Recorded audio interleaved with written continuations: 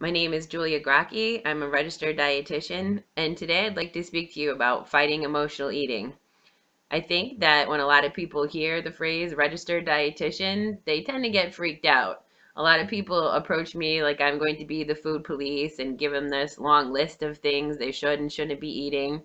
But really, that's not the case of a lot of us, and I want you to keep an open mind. Certainly, my background is different, I think, than most because I was 350 pounds at one point and I had a big problem with emotional eating. So that's what I'd like to talk to you about today. When I first set out to try to build a healthy relationship with food, I don't believe the Center for Mindful Eating existed yet. This was back 13 years ago. And, I was 350 pounds. I had already gained and lost hundreds of pounds since probably I was 10 years old. And I just knew that I had to try something different. And having a healthy relationship with food was certainly going to be different. I didn't even think that it would actually be possible, but I just knew that there was no way that I could try to diet again. I couldn't do the whole restricting, failing, and gaining weight again. I couldn't play that game one more time. So, And that's when I decided to give up dieting forever. I knew I couldn't put myself through that torture anymore. So even if with this leap of faith, even if it didn't work, at least I wasn't going to be torturing myself anymore. And I stopped weighing myself. Every day I used that scale to determine how I felt, and I was determined not to let it do that to me anymore. So if I gained or I lost, I think I'd be able to tell by my clothes, and I stopped letting that number on the scale dictate my feelings. And for me, this was a very slow process, but I knew that if I went back to school to be a dietitian, I could help other people get through this process so much more quickly. so when I first set out to do this, to become a dietitian, to help other people figure out that they could have a healthy relationship with food, I didn't know that mindful eating was what it was called. I started doing this maybe 12 years ago, and I had never even heard of the principles of mindful eating before. So now, as a practicing dietitian, I'm really happy to have this set of principles that I can teach people, and I have a wonderful handout from the Center for Mindful Eating. It's a one-page PDF file you can bring up right here if you go to the centerformindfuleating.org. But the words on the page are really easy to read, and it's a one-page thing. And if it were easy to figure out, then none of us would have jobs. So it's it's really easy to read and really, really hard to follow. And that's why my website is called fightemotionaleating.com, because when you first start to figure this stuff out, when you first start to incorporate these principles into your life, it is so overwhelming because it is so opposite of anything that you've ever done. And these are just a few of the points that are listed on that handout I referred to. But this is often where I start with my clients for the first time. So, learning to be aware of your physical hunger and satiety cues, that in and of itself can be quite the task. And then choosing to eat foods that are pleasing to you and nourishing, and also doing all this while being non judgmental. Thinking positively, being present, and being okay with who I was or what was going on in my life was so foreign to me. And so, even something simple like eat what you like, start when you're hungry, finish when you're full and satisfied, um, and eat foods that you enjoy, all of those things, just that one sentence totally blew my mind. And I know that it freaks my patients out. I know that they sit across from me and they're like, I have no idea what you're talking about, because everyone has always given me a diet plan. They've always restricted my calories and made me count things and add things up. And that gets to be the obsession then. And so instead of paying attention to your weight necessarily, you're counting these calories, and you're not paying attention to the things going on in your life that need attention. And most of the time, it's those things that are happening in our lives that make us eat. And so life is really beautiful. And in between all the beautiful stuff, lots of bad stuff tends to happen, unfortunately. And we have to learn how to figure out how to deal with those things in a healthy way. But so many of us turn to food. It is so common. You look around any TV show, there's all these references with comforting with food. If you look at advertisements, I just saw another one, I think for chocolate chips, where it said to bake in the love. So, you know, we just associate food with love, but love comes from people. It comes from yourself. And it's so foreign, but this is something that is real, and that's what I mostly want to accomplish today. I want people, I want the 8-year-old girl that is home,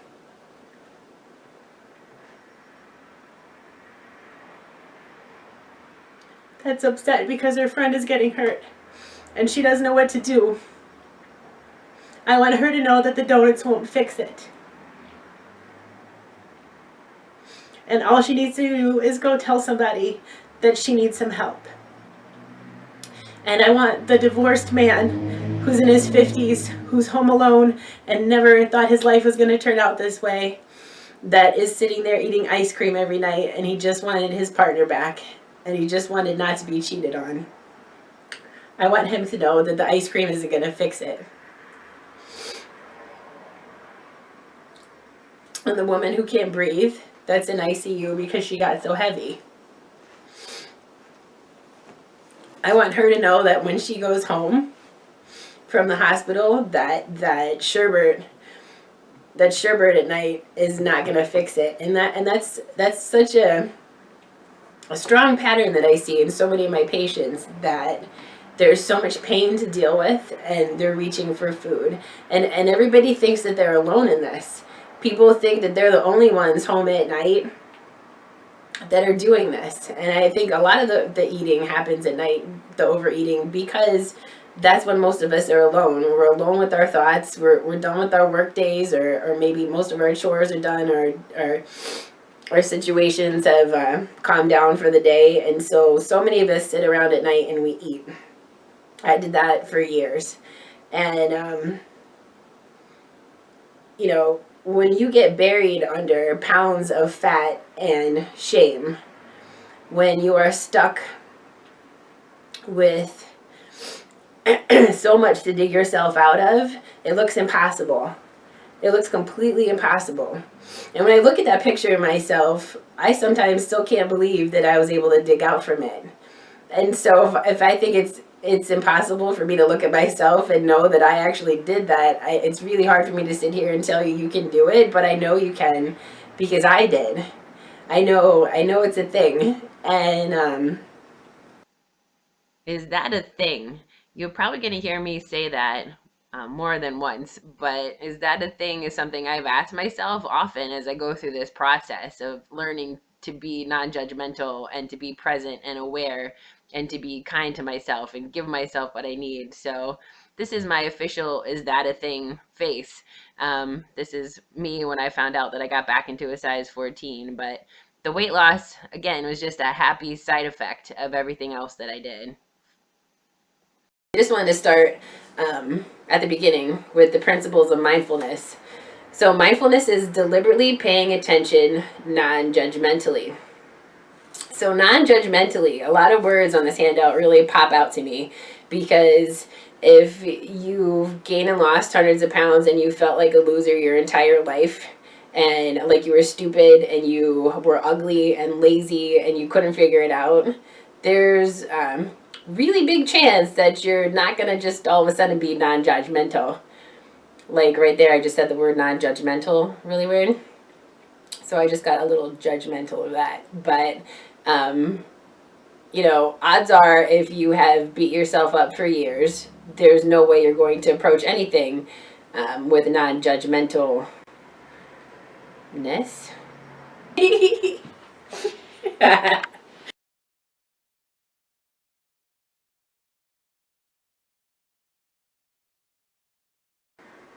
So it's about being nice to yourself. It's about giving yourself a break. And for a long time, you probably used food to cope with life. and you also got stuck in patterns of mindless eating where you were eating because you were bored or just because it was there because other people were eating. So it's a pattern that's become so common in our society that you just do it automatically. It's kind of like sometimes when you drive home from work and you get home and you don't really remember the ride.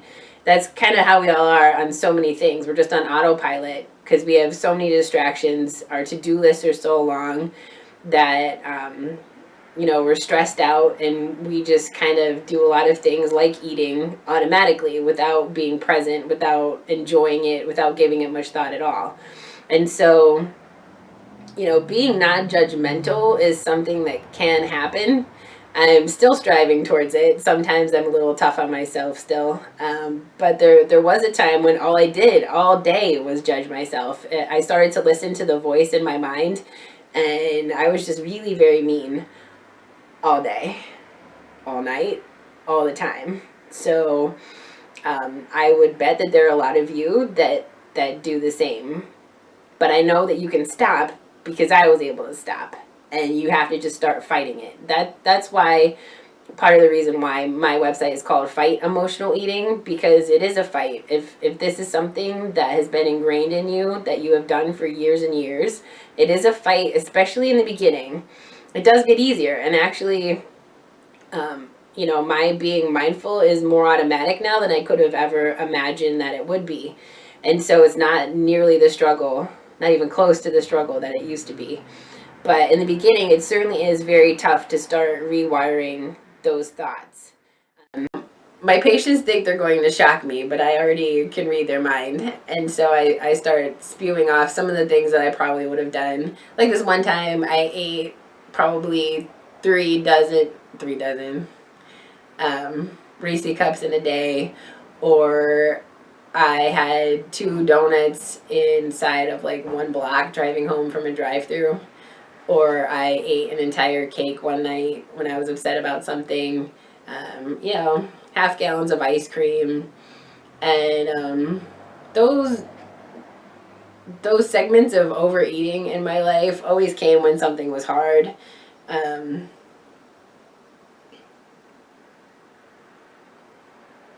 when my gran was in the hospital, that always sticks out for me for some reason. I was really very close to her, and going up to see her in ICU, and then going down to be with my family, but it was always with food. So we went out for Chinese or barbecue or dessert, getting donuts after that, and we weren't really physically hungry. We didn't need a dozen donuts after we already had gone out to dinner to eat, and so it's not like any of us saved any room. So it's just interesting that I can remember specific binge eating episodes, and I wouldn't have even called them binging at the time. And it's not like I ate thousands and thousands of calories, but a few thousand maybe in a day extra that I didn't need. And it was more of a grazing type pattern. It wasn't like I would just eat the entire cake in 1/2 hour or 1 hour. It was more that I would slice it off all throughout the day and finish it through the day. And so I never really got that overstuffed feeling because I was just kind of eating all day. So a lot of people that come to me are really very embarrassed of their relationship with food, but so many of us are doing this. So what we need to do is just start speaking up and talking about what it is that we're doing, because that's the only way to get help.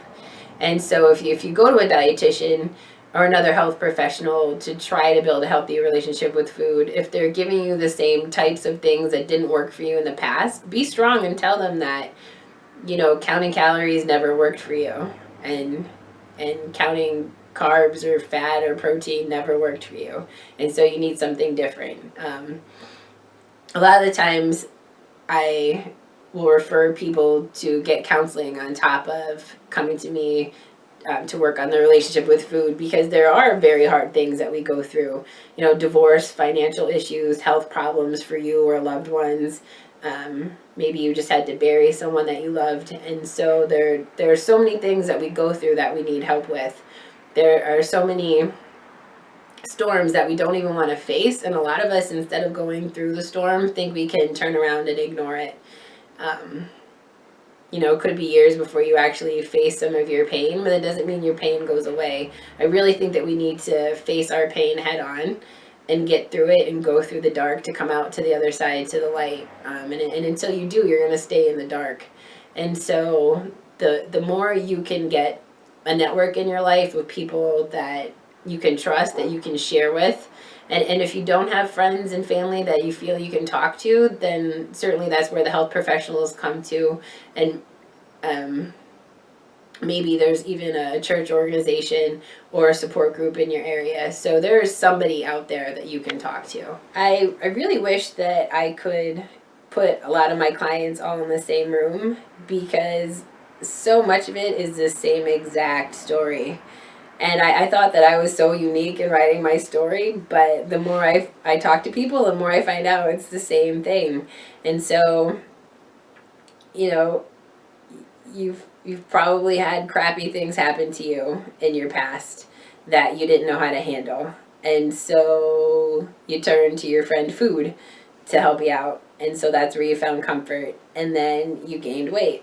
And then you were heavier than you wanted to be. And then after you were heavy, then you lost your self-esteem. And when you lost your self-esteem and you didn't have a good sense of self-worth, then you stopped sticking up for yourself, and you started taking things and having relationships that were subpar, and probably let other people treat you the same way that you treat you, which was badly, unfortunately. And so then you didn't get what you needed from you, and you didn't get what you needed from other people. And so you still got what you thought you needed from food, which was that comfort, but then you eat more, you gain more weight, and you feel worse about yourself, and on and on. And it's the same story. And then, you just feel trapped, you feel buried, and you really don't think there's another way out, especially because the way you thought you were going to get out was through dieting. And you've tried 5, 10, 15, 20 diets. Maybe you've tried, the same diet 5 times, and sure, they work to a point, but you're not going to eat that way forever. And so that's why they don't continue to work. So, we're stuck in all these negative patterns, and it's all the same, guys. And so I swear, if you just talk to somebody about it, you're going to find somebody that's going through the exact same thing as you. And what you need to do is start trying to build a healthy relationship with food. And the Center for Mindful Eating is a really good place to start. The principles for mindful eating are a one-page handout that I often give to my clients, and I'm so thankful to have that, because when I first started this process, it was maybe like 12 years ago, I don't believe that this organization existed, and if they did, I certainly didn't know about it. So it's really very wonderful to have one site that has so many handouts and newsletters and different seminars that you can listen to help you build a healthier relationship with food. And certainly check out FightEmotionalEating.com. That's my website that I started recently. And I named it Fight Emotional Eating because it certainly was a fight, because it took so much time and effort to rewire my thoughts, to rewire how I thought about myself, my relationship with food, my relationship with other people, that it was certainly a fight. But I promise that was only in the beginning. And if someone told me this 12 years ago, I wouldn't believe them. But now so much of this is automatic. I just instinctually know what my feelings are. I know what I need to do about it. I allow myself to cry if I need to cry. I get a hug when I need a hug. I call a friend. I write in my journal. I sing. I go for a walk. There's so many other things that I can do now to help soothe myself that I didn't know to do before. And so I stopped reaching for food, and I started liking myself. And now I've done things that I never thought that I would have been able to do. And every year I say that. Every year I say this is the best year I've ever had. And every year since I've practiced this, it's actually true. I went from being 350 pounds, 26 years old, defeated, depressed, hating myself, to here 12 years later. I lost 140 pounds. I kept it off that whole time. I went from walking a few blocks to now I do half marathons, 9-mile runs up mountains if I want to, triathlons. And so these are things that I never thought that I'd be able to do. I never thought that I'd have the guts to sit here and to tell you any of this either. And so I went from being a shy person that I now give talks all the time to try to help people share their own struggles and to help them understand that it doesn't have to be that way. And so I went from feeling completely defeated and like I was worthless to thinking that here I am going to help all you guys at home. And so I really hope that by sharing some of my story today, that I give you the spark that it takes to help start trying to rewire that thought process, because you can use the principles of mindful eating literally to change your entire life.